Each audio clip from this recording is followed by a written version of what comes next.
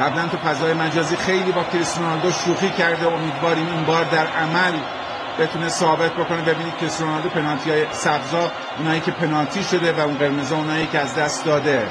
سمت چپ مال تلویزیون فیفا رو دیدید و سمت راستم برای بچه‌های خودمون که 5 پنالتی آخرش رو که اتفاقاً گلم شده به تصویر کشیدند. سانتوش میدونه که این توپ گل بشه فشار از رو تیمش کامل برداشته میشه. همه نگاه ها به رونالدو. میزنه ضربه رو میگیره بیرانوند. آفرین بیرانوند. علیرضا بیرانوند تا حالا انقدر دوست داشتنی نشده بود این علیرضا بیرانوند. فوق‌العاده است. آفرین به بیرانوند. پنالتی بگیری اونم